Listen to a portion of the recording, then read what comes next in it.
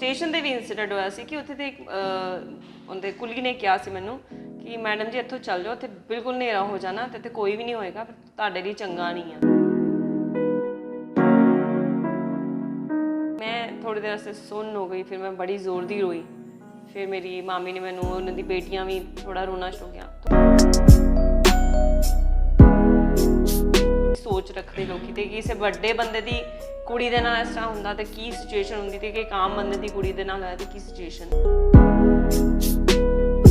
परचा दर्ज होंदा है कि 1 साल तक मेरे नाल विआह दा झांसा दे के बाद च मेरी इज्जत नाल खेलदा रहा ते फिर ਉਹਦੇ ਤੇ ਰੇਪ ਦਾ ਪਰਚਾ ਹੋ ਜਾਂਦਾ। ਜਦੋਂ 1 ਸਾਲ ਤੱਕ ਲੜਕਾ ਲੜਕੀ ਨਾਲ ਰੇਪ ਕਰਦਾ ਪਿਆ ਸੀ ਕਿ ਉਦੋਂ ਨਹੀਂ ਸੀ ਉਹਨੂੰ ਪਤਾ ਕਿ ਜੇ ਸਾਡਾ ਵਿਆਹ ਨਾ ਹੋਇਆ ਤੇ ਮੇਰੀ ਜ਼ਿੰਦਗੀ ਖਰਾਬ ਹੋ ਸਕਦੀ ਹੈ।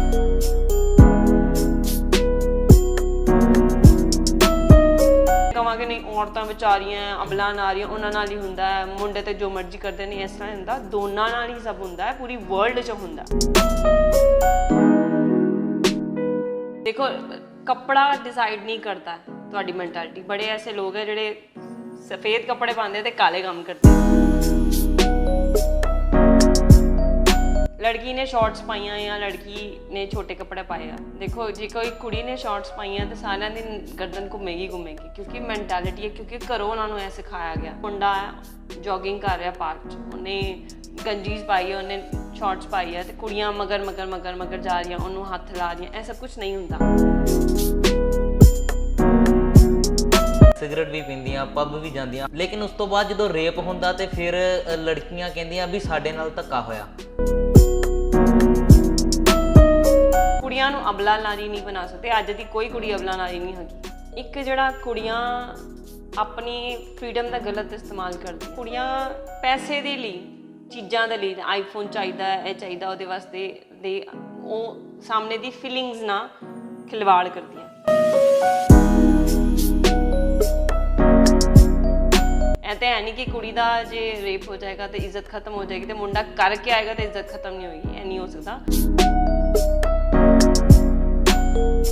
औरत की इज्जत करना सीख मिली है कि औरत को चीज़ समझना सीख मिली है, फर्क है दोनों। ਵਿਆਹ ਕਰਾ ਲਿਆ ਤੇ ਆਦਮੀ ਸੋਚਦੇ ਕਿ ਮੇਰੀ ਜਨਾਨੀ ਮੇਰੀ ਪ੍ਰਾਪਰਟੀ ਹੋ ਗਈ। ਭਾਰਤ ਵਿੱਚ ਆਏ ਦਿਨ ਹੀ ਰੇਪ ਦੀਆਂ ਬਹੁਤ ਸਾਰੀਆਂ ਘਟਨਾਵਾਂ ਸੁਣਨ ਨੂੰ ਮਿਲਦੀਆਂ। ਹਾਲਾਂਕਿ ਰੇਪ ਦੀਆਂ ਘਟਨਾਵਾਂ ਰੋਕਣ ਲਈ ਸਰਕਾਰ ਵੱਲੋਂ ਤਰ੍ਹਾਂ ਦੇ ਉਪਰਾਲੇ ਵੀ ਕੀਤੇ ਜਾਂਦੇ ਆ, ਲੇਕਿਨ ਅੰਮ੍ਰਿਤਸਰ ਵਿੱਚ ਇੱਕ ਲੇਡੀਜ਼ ਵੱਲੋਂ ਬਲੀਡਿੰਗ ਕੁਈਨ ਜਿਹੜੀ ਹੈ ਇੱਕ ਬੁੱਕ ਲਿਖੀ ਗਈ ਹੈ। ਪਲਕ ਜੀ, ਪਹਿਲੇ ਤਾਂ ਮੈਂ ਜਾਣਨਾ ਚਾਹਾਂਗਾ ਕੀ ਮਨ 'ਚ ਥੋਟ ਆਇਆ ਕਿ ਬਲੀਡਿੰਗ ਕੁਈਨਸ ਜਿਹੜੀ बुक ਤੁਹਾਡੇ ਵੱਲੋਂ ਲਿਖੀ ਗਈ? ਜਦੋਂ ਮੈਂ ਪਹਿਲੇ 2012-14 ਮੈਂ ਥੋੜੀ ਡਿਫਰੈਂਟ ਜੀ ਸੋਚਦੀ ਥੀ, ਮੈਨੂੰ ਮਤਲਬ ਨਿਊਜ਼ ਵਗੈਰਾ ਦੇਖਣ ਦਾ ਸ਼ੌਂਕ ਨਹੀਂ ਸੀ। 2012 ਵਿੱਚ ਮੈਂ ਦਿੱਲੀ ਜਾਣਾ ਸੀ ਕਿਉਂਕਿ ਮੈਂ ਜ਼ਿਆਦਾਤਰ ਉੱਥੇ ਹੀ ਰਹੀ ਹਾਂ, ਨੇ ਨਾਨਕੇ ਮੈਂ ਉੱਥੇ ਹੀ ਰਹੇ ਹਾਂ, ਮੈਂ ਮੇਰੀ ਸਟੱਡੀਜ਼ ਵੀ ਉੱਥੇ ਦੀਆਂ। ਅਤੇ ਮੇਰੇ ਹਸਬੈਂਡ ਨੇ ਅੱਗੇ ਕਦੀ ਮਨਾ ਨਹੀਂ ਸੀ ਕੀਤਾ। ਮੈਰਿਡ 2004 ਚ ਹੋਈ ਸੀ ਉਹਨਾਂ ਦਾ ਮੈਰਿਜ, ਪਰ ਉਹਨੇ ਕਦੀ ਮਨਾ ਹੀ ਨਹੀਂ ਸੀ ਕੀਤਾ, ਪਰ ਉਦੋਂ ਉਹਨਾਂ ਨੇ ਬਹੁਤ ਇਨਸਿਸਟ ਕੀਤਾ ਕਿ ਨਹੀਂ ਜਾਣਾ। ਫਿਰ ਉਹਨਾਂ ਨੇ ਮੈਨੂੰ ਦੱਸਿਆ ਨਹੀਂ ਬਿਕੋਜ਼ ਮੈਂ ਜ਼ਿੱਦੀ ਸੀ ਸ਼ੁਰੂ ਤੋਂ ਹੀ, ਅਤੇ ਉਹਨਾਂ ਨੇ ਮੈਨੂੰ ਚਲੋ 19 ਦਸੰਬਰ ਨੂੰ ਮੈਂ ਦਿੱਲੀ ਲਈ ਰਵਾਨਾ ਹੋਈ ਸੀ। ਅਤੇ ਇੱਕ ਇੰਸੀਡੈਂਟ ਹੋਇਆ ਉੱਥੇ ਕਿ ਮੇਰੇ ਮਾਮਾ ਨੂੰ ਮੈਂ ਫ਼ੋਨ ਨਹੀਂ ਕਰ ਪਾਈ, ਮੈਂ ਹੈਡਫੋਨ ਲਗਾਏ ਹੋਏ ਸੀ। ਮੈਂ ਬੁੱਕ 'ਚ ਵੀ ਇਸ ਚੀਜ਼ ਦਾ ਮੈਂਸ਼ਨ ਕੀਤਾ ਕਿ ਮੈਂ ਕਿਸ ਤਰ੍ਹਾਂ ਇੰਸਪਾਇਰ ਹੋਈ। वो लेट हो गए 15 मिनट, मेरे हस्बैंड बड़ा बोले और सब कि मैं अगों तो जान नहीं देवांगा। मैं क्या पहले भी तो हर साल लाइक मैं जा रही हाँ, तो तुसीं उदों तो कुछ किया नहीं, हुण की अचानक हो गया। उन्होंने मैंने उदों भी कुछ नहीं दस्सिया क्योंकि उन्होंने पता सी कि मैं थोड़ा इस तरह इमोशनल सी। जदों मैं घर पहुंची, मामा मैंने लैके गए उत्थे, ते उत्थे स्टेशन ते भी इंसीडेंट होया सी कि उत्थे ते उनके कुली ने कहा सी मैनू कि मैडम जी इत्थों चल जाओ, उत्थे बिल्कुल हनेरा हो जाना ते कोई भी नहीं होएगा, तुहाडे लई चंगा नहीं है।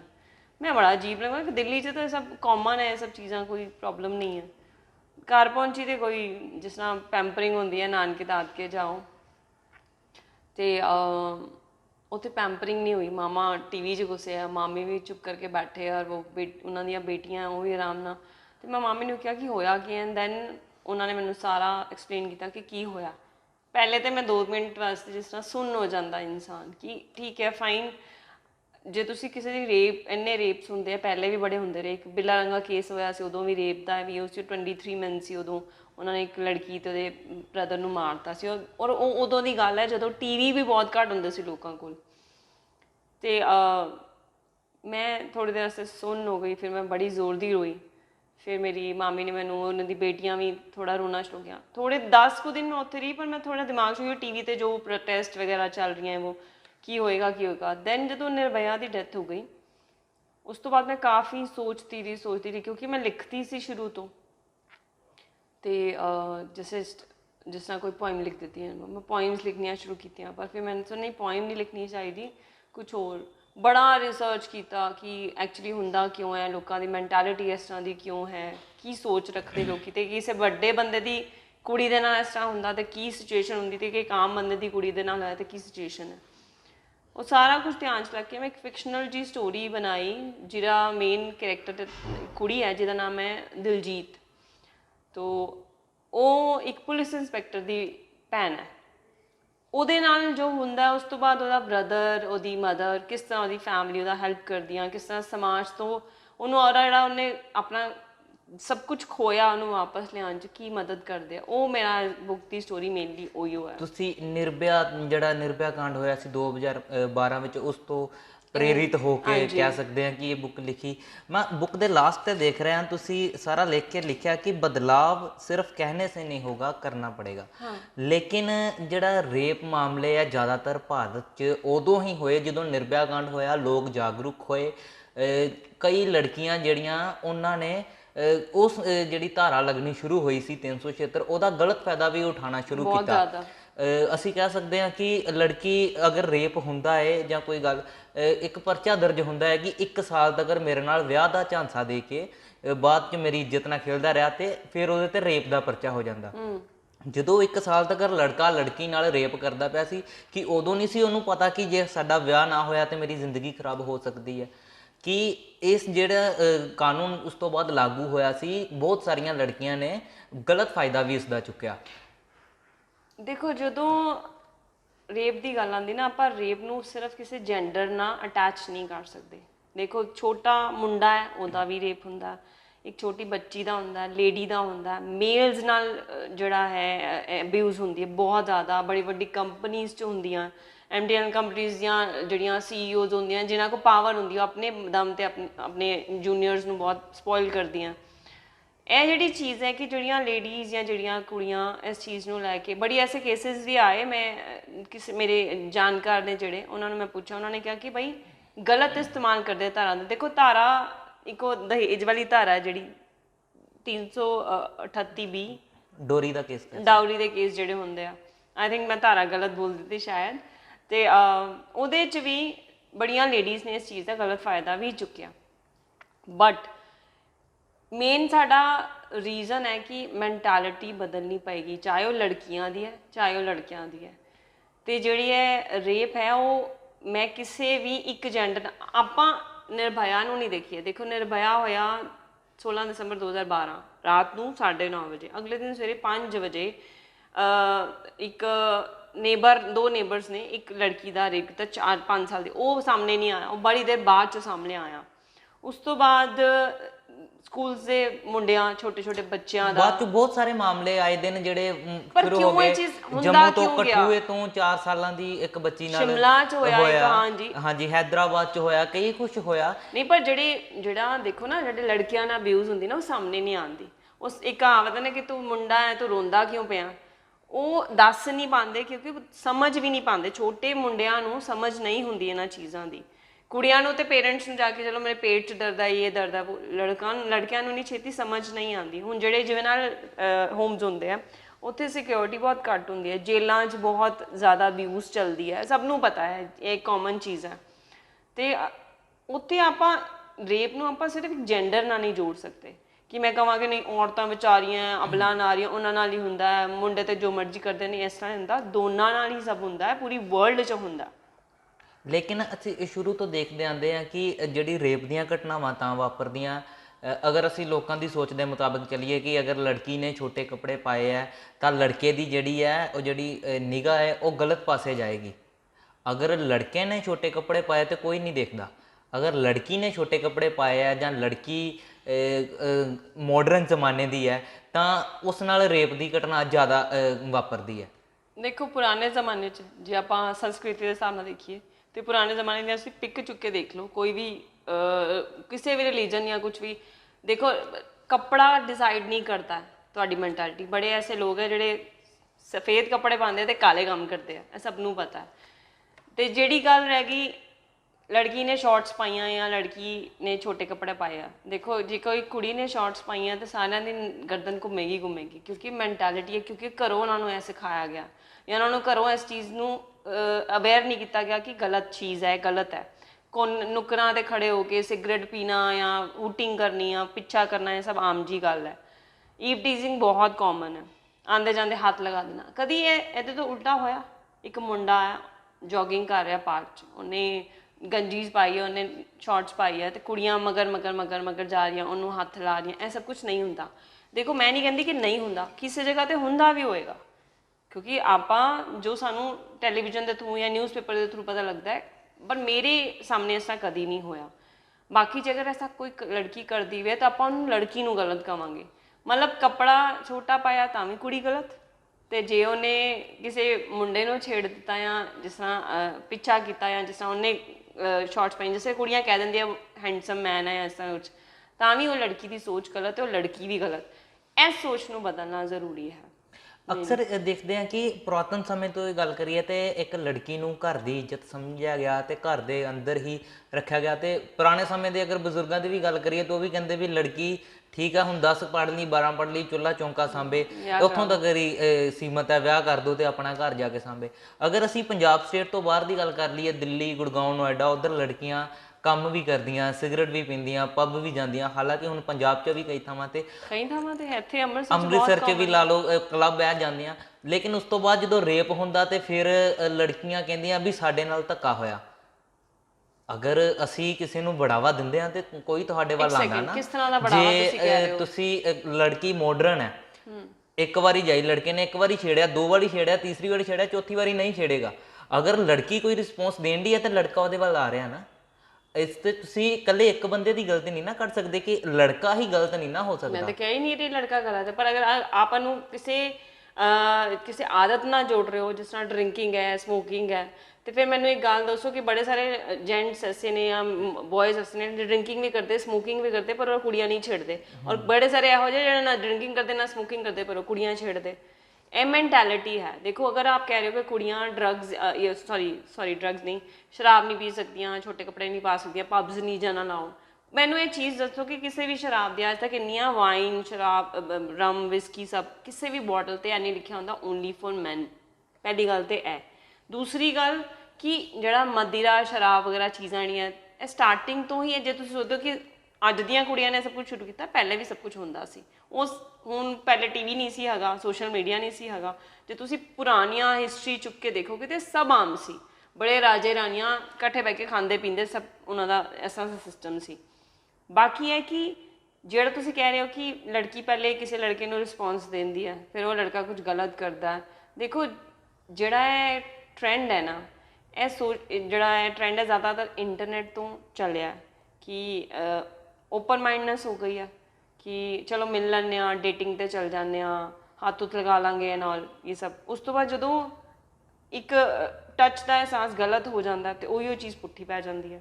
ਇਹ ਦੋਨਾਂ ਧਿਰਾਂ ਵੱਲੋਂ ਹੈ। ਇਹ ਜ਼ਰੂਰੀ ਨਹੀਂ ਕਿ ਕੁੜੀ ਰਿਸਪੌਂਸਿਬਲ ਜਾਂ ਇਰਰਿਸਪੌਂਸਿਬਲ ਹੈ ਜਾਂ ਮੁੰਡਾ ਰਿਸਪੌਂਸਿਬਲ ਜਾਂ ਇਰਰਿਸਪੌਂਸਿਬਲ ਹੈ, ਇਹ ਦੋਨਾਂ ਵੱਲੋਂ ਹੈ। ਨਹੀਂ, ਉਸ ਤੋਂ ਬਾਅਦ ਇੱਕ ਟੈਗ ਲੱਗ ਜਾਂਦਾ ਹੈ ਰੇਪ ਹੋ ਗਿਆ, ਬਲਾਤਕਾਰ। ਕਿੰਨਾ ਕਿਸੇ ਦੇ ਸਾਹਮਣੇ ਕਹਿਣਾ ਵੀ ਸ਼ਰਮਾਂਦੇ। ਅੱਜ ਦੇ ਜ਼ਮਾਨੇ 'ਚ ਵੀ ਗੱਲ ਕਰੀਏ, ਇੱਕ ਲੜਕੀ ਸ਼ਬਦ ਕਹਿ ਦਿੰਦੀ ਜੀ ਇਸਨੇ ਮੇਰੇ ਨਾਲ ਬਲਾਤਕਾਰ ਕੀਤਾ, ਉਸ 'ਤੇ ਪਰਚਾ ਹੋ ਗਿਆ। ਲੜਕੀ ਬਲਾਤਕਾਰ ਕਹਿ ਕੇ ਲੜਕੀ ਦਾ ਫੇਸ ਕਵਰ ਹੋ ਗਿਆ, ਨਿਊਜ਼ ਆਈ, ਪਤਾ ਨਹੀਂ ਲੱਗਾ। ਜਿਹੜੇ ਫਰੈਂਡ ਸਰਕਲ 'ਚ ਜਾਂ ਥੋੜ੍ਹੇ ਬਹੁਤ ਲੋਕਾਂ ਉਹਨਾਂ ਨੂੰ ਪਤਾ ਲੱਗਾ ਵੀ ਇਹ ਲੜਕੀ ਹੈ।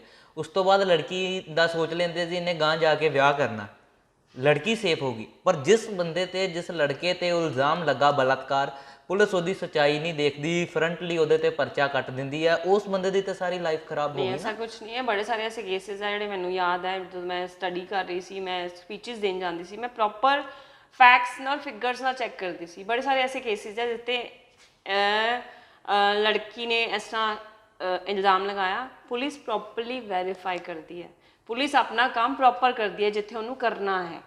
ਦੇਖੋ ਜਦ ਤੱਕ ਕੋਈ ਲੜਕਾ ਕਿਸੇ ਐਮਐਲਏ ਜਾਂ ਕਿਸੇ ਵੱਡੀ ਪਰਸਨੈਲਿਟੀ ਦਾ ਬੇਟਾ ਨਹੀਂ ਹੈ ਜਾਂ ਨੋਨ ਨਹੀਂ ਹੈ, ਕੰਟੈਕਟ ਨਹੀਂ ਹੈ, ਪੁਲਿਸ ਜਿੱਥੋਂ ਤੱਕ ਕਰ ਸਕਦੀ ਹੈ ਪ੍ਰੋਪਰਲੀ ਵੈਰੀਫਾਈ, ਆਪਣਾ ਕੰਮ ਪੁਲਿਸ ਪ੍ਰੋਪਰਲੀ ਕਰਦੀ ਹੈ।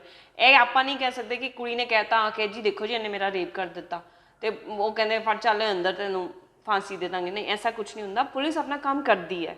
ਇਹ ਮੈਂ ਬੜੀ ਜਗ੍ਹਾ ਤੇ ਨੋਟ ਵੀ ਕੀਤਾ ਔਰ ਚੈੱਕ ਵੀ ਕੀਤਾ, ਪ੍ਰੋਪਰ ਵੈਰੀਫਾਈ ਵੀ ਕੀਤਾ ਕਿ ਕਿਸ ਤਰ੍ਹਾਂ ਹੋਇਆ। ਹਰਿਆਣਾ 'ਚ 2-3 ਕੇਸ ਹੋਏ ਸੀ, ਉੱਥੇ ਕੁੜੀਆਂ ਨੇ ਇਸ ਤਰ੍ਹਾਂ ਦਾ ਪਰਚਾ ਚਲਾਇਆ ਸੀ, ਕਰਵਾਇਆ ਸੀ, ਪ੍ਰੋਪਰ ਪੁਲਿਸ ਨੇ ਵੈਰੀਫਿਕੇਸ਼ਨ ਕੀਤੀ ਸੀ ਕਿ ਮੁੰਡਾ ਕਿਸ ਤਰ੍ਹਾਂ ਹੈ, ਫੈਮਿਲੀ ਕਿਸ ਤਰ੍ਹਾਂ ਦੀ ਬੈਕਗਰਾਊਂਡ।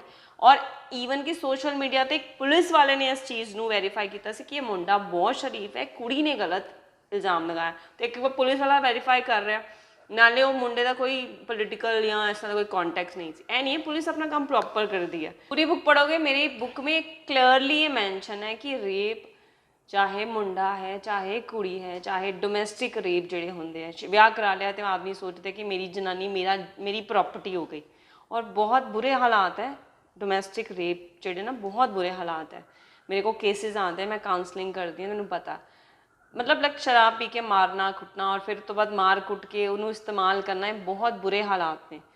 तो मैं प्रॉपरली मैंशन किया है कि सोच ते डिपेंड है, चाहे वो कुड़ी दी सोच है चाहे वो मुंडे दी सोच है। तुसी इस चीज़ नू सिर्फ कुड़ियां नू अबला नारी नहीं बना सकते। अज दी कोई कुड़ी अबला नारी नहीं हैगी, सीधी जी गल है। अज सब सारी छोटी छोटी कुड़ियां नू सब पता हुंदा और जिहड़ा रेप है उन्होंने एक जेंडर ना नहीं जोड़ना चाहिए कि हाँ जी कुड़ी है तो ना हो सकता या वो कर रही है। और मेरी बुक च साफ मैंशन है कि एक आदमी समझा रहा है एक विक्टम नू कि बई तेरे नाल जो हो रहा ना, तैनूं की लगता किसी मुंडे नाल नहीं हुंदा होएगा, हुंदा सब नाल हुंदा।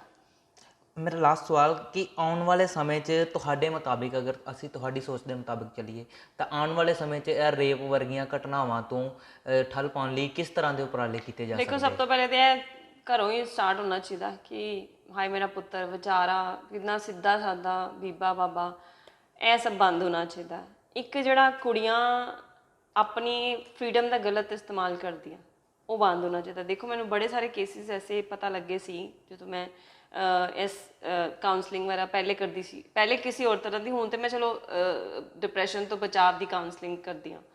ਤੇ ਉਦੋਂ ਮੈਨੂੰ ਪਤਾ ਲੱਗਾ ਸੀ ਕੁੜੀਆਂ ਪੈਸੇ ਦੇ ਲਈ, ਚੀਜ਼ਾਂ ਦੇ ਲਈ, ਆਈਫੋਨ ਚਾਹੀਦਾ, ਇਹ ਚਾਹੀਦਾ, ਉਹਦੇ ਵਾਸਤੇ ਦੇ ਉਹ ਸਾਹਮਣੇ ਦੀ ਫੀਲਿੰਗਸ ਨਾਲ ਖਿਲਵਾੜ ਕਰਦੀਆਂ। ਇਹ ਚੀਜ਼ਾਂ ਬੰਦ ਹੋਣੀਆਂ ਚਾਹੀਦੀਆਂ। ਪੈਸੇ ਨੇ ਇੰਨਾ ਕੁ ਜ਼ਿਆਦਾ ਅੰਨਾ ਕਰਤਾ ਸਭ ਨੂੰ, ਚਾਹੇ ਉਹ ਮੇਲ ਹੈ ਚਾਹੇ ਉਹ ਫੀਮੇਲ ਹੈ, ਕਿ ਉਹ ਆਪਣੀਆਂ ਹੱਦਾਂ ਕ੍ਰੋਸ ਕਰ ਰਹੇ ਨੇ। ਤੇ ਜਿਹੜੀ ਇਹ ਤੇ ਠੱਲ ਪਾਉਣ ਦਾ ਇੱਕੋ ਹੀ ਤਰੀਕਾ ਹੈ ਕਿ ਸਟਾਰਟਿੰਗ ਤੋਂ, ਚਾਹੇ ਉਹ ਮਦਰ ਹੈ ਚਾਹੇ ਉਹ ਫਾਦਰ ਹੈ, ਘਰ ਦੇ ਕੋਈ ਮਤਲਬ ਲਾਈਕ ਓਲਡ ਏਜ ਹੈ, ਉਹ ਵੀ ਆਪਣੇ ਘਰ 'ਚ ਮੁੰਡੇ ਕੁੜੀਆਂ ਦੋਨਾਂ ਨੂੰ ਸਮਝਾਉਣ, ਦੋਨਾਂ ਨੂੰ ਇਹ ਕਹਿਣ ਕਿ ਤੁਹਾਡੇ ਦੋਨਾਂ ਦੇ ਉੱਪਰ ਸਾਡੇ ਘਰ ਦੀ ਇੱਜ਼ਤ ਦਾ ਦਾਰੋਮਦਾਰ ਹੈ। ਜੇ ਇੱਜ਼ਤ ਮੁੰਡੇ ਤੇ ਕੁੜੀ ਦੇ ਕੰਧਿਆਂ ਤੇ ਹੁੰਦੀ ਤੇ ਮੁੰਡੇ ਤੇ ਵੀ ਉਨੀ ਹੁੰਦੀ ਹੈ। ਇਹ ਤਾਂ ਹੈ ਨਹੀਂ ਕਿ ਕੁੜੀ ਦਾ ਜੇ ਰੇਪ ਹੋ ਜਾਏਗਾ ਤੇ ਇੱਜ਼ਤ ਖਤਮ ਹੋ ਜਾਏਗੀ ਤੇ ਮੁੰਡਾ ਕਰਕੇ ਆਏਗਾ ਤੇ ਇੱਜ਼ਤ ਖਤਮ ਨਹੀਂ ਹੋਏਗੀ, ਇਹ ਨਹੀਂ ਹੋ ਸਕਦਾ। ਇੱਕ ਬਹੁਤ ਸਾਲ ਪਹਿਲੇ ਇੱਕ ਪਿਕਚਰ ਆਈ ਸੀ ਜਾਗੋ, ਉਹ ਮੁੰਬਈ 'ਚ 9 ਸਾਲ ਦੀ ਕੁੜੀ ਨਾਲ ਜਿਹੜੇ 4 ਲੜਕਿਆਂ ਨੇ ਰੇਪ ਕੀਤਾ ਸੀ। ਉਹ ਜਾਗੋ 'ਚੋਂ ਜਿਹੜਾ ਐਕਚੁਅਲੀ ਉਹਦੀ ਮਦਰ ਸੀ ਲੜਕੇ ਦੀ, ਉਹਨੇ ਕਿਹਾ ਸੀ ਕਿ ਕੰਜਕਾਂ ਨੂੰ ਪੂਜਦੇ ਹਾਂ ਆਪਾਂ, ਕੰਜਕਾਂ ਹੁੰਦੀਆਂ, ਪਰ ਕੰਜਕਾਂ ਨੂੰ ਵੀ ਇਹ ਚਾਹੀਦਾ ਕਿ ਆਪਣੀਆਂ ਲਿਮਿਟਸ ਕ੍ਰੋਸ ਨਹੀਂ ਕਰਨ। ਦੇਖੋ ਲਿਮਿਟਸ ਦੋਨਾਂ ਵਾਸਤੇ ਹੀ ਹੈ। ਔਰ ਇਹ ਘਰੋਂ ਹੀ ਪੇਰੈਂਟਸ ਨੂੰ ਪਹਿਲੇ ਸਮਝਾਉਣਾ ਚਾਹੀਦਾ ਹੈ, ਫਿਰ ਸਕੂਲਸ ਇਸ ਚੀਜ਼ ਦੀ ਐਜੂਕੇਸ਼ਨ ਦੇਣੀ ਚਾਹੀਦੀ ਹੈ ਕਿ ਪਤਾ ਕੀ ਹੁੰਦਾ, ਮੁੰਡੇ ਕੁੜੀਆਂ ਇਕੱਠੇ ਹੋ ਬਹਿ ਜਾਂਦੇ ਆ, ਠੀਕ ਹੈ, ਅਗਰ ਤੁਹਾਡੀ ਮੈਂਟੈਲਿਟੀ ਅੱਛੀ ਹੈ ਤੁਸੀਂ ਇਕੱਠੇ ਹੋ, ਈਵਨ ਰਾਤ ਨੂੰ ਵੀ ਤੁਸੀਂ ਫਿਲਮਾਂ ਵੇਖਣ ਜਾਓ, ਘੁੰਮੋ ਫਿਰੋ, ਆਪਣੇ ਪੇਰੈਂਟਸ ਨੂੰ ਦੱਸੋ ਸਭ। ਅੱਜ ਕੱਲ੍ਹ ਤਾਂ ਵੈਸੇ ਵੀ ਪੇਰੈਂਟਸ ਇਸ ਤਰ੍ਹਾਂ ਦੇ ਹੋ ਗਏ ਕਿ ਆਪਣੇ ਲੜਕੀਆਂ ਨਾਲ ਬੈਠ ਕੇ ਹਰ ਤਰ੍ਹਾਂ ਦੀ ਗੱਲ ਕਰਦੇ, ਔਰ ਕਰਨੀ ਵੀ ਚਾਹੀਦੀ ਹੈ। ਸ਼ਾਦੀ ਤੋਂ ਬਾਅਦ ਵੀ ਲੜਕਿਆਂ ਦਾ ਧਿਆਨ ਰੱਖਣਾ ਚਾਹੀਦਾ ਕਿ ਉਹ ਕਿਸ ਰਾਹੇ ਜਾ ਰਿਹਾ, ਇਹ ਬਹੁਤ ਜ਼ਰੂਰੀ ਹੈ। ਅਤੇ ਇਹ ਸਭ ਆਪਣੀ ਪਰਵਰਿਸ਼ ਜਿਹੜੀ ਹੈ ਬੱਚਿਆਂ ਦੀ, ਉਹਨਾਂ 'ਤੇ ਇੱਕ ਐਜੂਕੇਸ਼ਨ ਹੈ, ਇੱਕ ਲੋਕਾਂ ਦੀ ਮੈਂਟੈਲਿਟੀ ਨੂੰ ਥੋੜ੍ਹਾ ਬਦਲਣ ਦੀ ਜ਼ਰੂਰਤ ਹੈ। ਜਿਹੜੇ ਪੁਰਾਣੀ ਸੋਚ ਦੇ ਖਿਆਲਾਤ ਰੱਖਦੇ, ਜਿਸ ਤਰ੍ਹਾਂ ਤੁਸੀਂ ਕਿਹਾ ਕਿ ਕੱਪੜਿਆਂ ਦਾ ਇਸ਼ੂ ਹੈ, ਜਾਂ ਤੁਸੀਂ ਕਹਿ ਰਹੇ ਹੋ ਕਿ ਕੁੜੀਆਂ ਰਾਤ ਨੂੰ ਨਹੀਂ ਇੱਥੇ ਜਾਣੀਆਂ ਚਾਹੀਦੀਆਂ, ਕਿਉਂ ਨਹੀਂ ਜਾਣੀਆਂ ਚਾਹੀਦੀਆਂ? ਮਾਹੌਲ ਇਸ ਤਰ੍ਹਾਂ ਬਣਾਓ ਕਿ ਕੁੜੀ ਰਾਤ ਨੂੰ ਘਰੋਂ ਨਿਕਲੇ ਤੇ ਮਾਂ ਪਿਓ ਨੂੰ ਚਿੰਤਾ ਨਾ ਹੋਵੇ, ਮੁੰਡਾ ਨਿਕਲੇ ਤੇ ਮਾਂ ਪਿਓ ਨੂੰ ਚਿੰਤਾ ਹੋਵੇ ਕਿ ਰਾਤ ਹੋ ਗਈ ਹੈ, ਪਤਾ ਨਹੀਂ ਕਿੱਥੇ ਗਿਆ। ਨਹੀਂ, ਇਹ ਤੇ ਪੁਰਾਤਨ ਤੋਂ ਚੱਲਦਾ ਆ ਰਿਹਾ ਨਾ ਕਿ ਲੜਕੇ ਕੰਮਕਾਰ ਕਰਦੇ, ਉਹਨੂੰ ਚੇਂਜ ਕਰੋ ਨਾ। ਕੁੜੀਆਂ ਨਹੀਂ ਕਰ ਸਕਦੀਆਂ। ਤੁਸੀਂ ਐਜੂਕੇਸ਼ਨ ਦੀ ਗੱਲ ਕੀਤੀ ਕਿ ਬੱਚਿਆਂ ਨੂੰ ਐਜੂਕੇਸ਼ਨ, ਲੇਕਿਨ ਰੇਪ ਬਲਾਤਕਾਰ ਬਾਰੇ ਤੇ ਬੱਚਿਆਂ ਨੂੰ ਅਗਰ ਕਿਤੇ ਗੱਲ ਵੀ ਹੁੰਦੀ ਹੋਏ ਤੇ ਬੱਚਿਆਂ ਨੂੰ ਸਾਈਡ ਤੇ ਕਰ ਦਿੰਦੇ ਮਾਪਿਓ ਕਿ ਸਾਈਡ ਤੇ ਚੱਲ ਜਾਓ। ਹੋਣਾ ਚਾਹੀਦਾ ਕਿ ਦੇਖੋ ਪਤਾ ਕੀ ਹੁੰਦਾ ਜਦੋਂ ਟੀਨੇਜਰ, ਜਦੋਂ ਇਹ ਸਕੂਲ ਅੱਜ ਕੱਲ੍ਹ ਤੇ ਸਰ ਬਹੁਤ ਛੋਟੇ ਹੀ ਏਜ ਤੋਂ ਬੱਚਿਆਂ ਨੂੰ ਇਹ ਸਭ ਚੀਜ਼ਾਂ ਪਤਾ ਹੁੰਦੀਆਂ।